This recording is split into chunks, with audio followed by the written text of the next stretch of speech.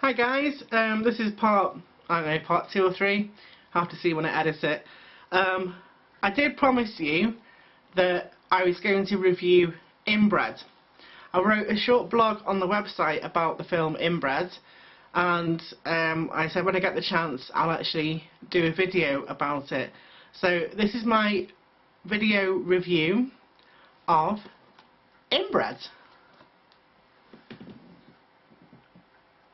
I just love the cover.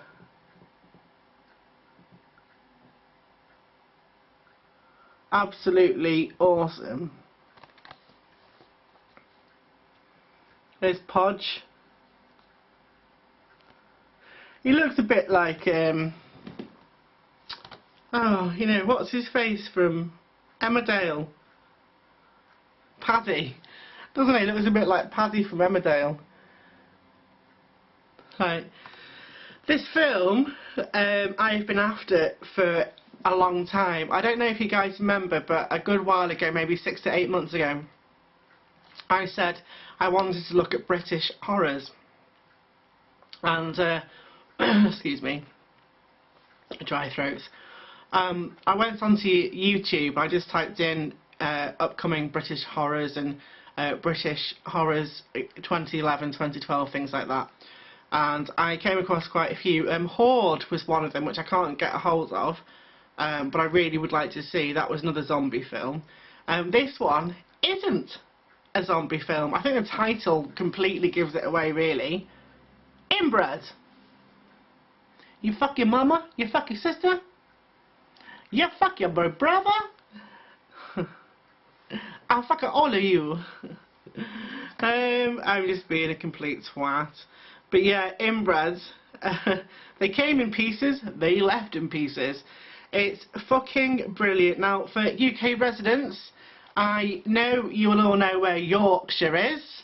And for you Americanos, Yorkshire is up from where I am. It's north east of England.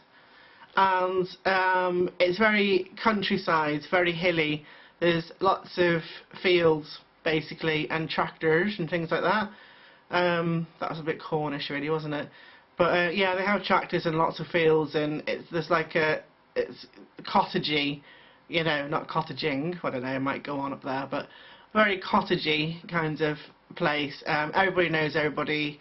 Obviously, in the smaller areas of Yorkshire, Yorkshire's quite a big place itself, and there's a place in Yorkshire that a lot of people are familiar with, which is the Yorkshire Dales, and that's mainly because of the landscape, which you'll see if you watch this film. So because it was made in Yorkshire and it said it was the breast, you guys know what I'm thinking about, boobies. I can't speak today, tongue back in mouth. Right, the best British horror in years makes the Texas Chainsaw Massacre look like a picnic. Wouldn't go that far, but I tell you what, it's fucking brilliant. It was on eBay, right? This is disgusting for a film, I think, these days. 20 fucking quid with free postage. Now I refuse to pay £20 for a Blu-ray. That's just ridiculous. So obviously I didn't buy it at the time. It's still on eBay now, between £17 and £20, and I was just like, the cheapest I've found it for on eBay with free postage was 15 quid, and I still just couldn't bring myself to buying it for 15 quid. So I was quite lucky to head over onto Amazon, the competing site, and I managed to track it down, and I think all in all, with postal, was £8.26. That's with postage. So I picked it up. I wanted to watch it for so long that I definitely had to get a hold of this. Now, if you guys can pick this up, InBRED, I think it is pure, utter genius. Absolutely. It's basically about these kids, and I love it because it's just so British. It's a total British humour. These kids have come from unstable backgrounds, you know, different walks of life. There's 4 of them, there's 3 boys, 1 girl. The girl's really quiet. There's a pyromaniac. There's just a damn right cheeky guy, and I've always got to put the token black guy in, you know. And then there's these 2 social workers. It just makes me laugh because I've been around, like, you know, different mental health workers and things like that, and social workers, and it was just, there was a lot of humour in there that I think us Brits will find funnier, maybe than, you know, than some of you Americans. But only because our humour, I think, is different, and again, American humour is very different from ours. But I love American horrors. I just wanted to look at British horrors, basically. So, getting back to the story, you know, they get lost. It's always the sat nav, isn't it? Bear left. You have gone the wrong way. Please make a U-turn if unnecessary, and all that shit. And they get lost anyway, and then they go through this village, and the first thing you see as they're driving past the van are these kids, really scruffy old sort of clothes, all look a bit fucked up, buck teeth, you know, things like that, 1 ear. And they're stabbing shit out of what looks to be a scarecrow, but obviously it's not. It's a guy with a pillow over his head hung to a post, and they're stabbing him with pitchforks and stuff like that, and he'll just stop and stare when this van goes past with these kids and social workers, and there's banter in the van and things like that, and it's just, you get to know the characters a little bit. They arrive at this cottage, it's completely fucking run down, as Kate, one of the social workers, says, I've been in better squats than this. It was a complete dump, and their task is like team building, honesty, getting to know each other, helping out the community, things like that, you know. So they go in and they fix up the cottage a bit, and then as a reward to get to go down to the local pub. And they get there and stuff, but they obviously can't drink alcohol, and Dwight's like pissed off at that. Kate goes up to order some drinks and everything, and they end up having lemonade, which you find out is like piss. And then the pork scratchings that they offer, you can get hairy or smelly, and you know there's something not right about it. When they walk in, this place is called the Dirty Hole, by the way, this pub, and when they walk in, there's like proper inbreds, just teeth out here, you know, warts, eyes down here, 1 eye up there, like I said, half an ear up here, maybe a finger sticking out of the chin, stuff like that, all really scruffy clothes and everything. And they're all, you know, when you walk into somewhere you haven't been before, and it's like a local, for local people, it's like that, everyone just stops, quiet, and stares at you. And it's the most uncomfortable silence ever. Nearly ever. So that kind of happens. So you get to know some of the characters, and there's the landlord there, and it's something odd about him.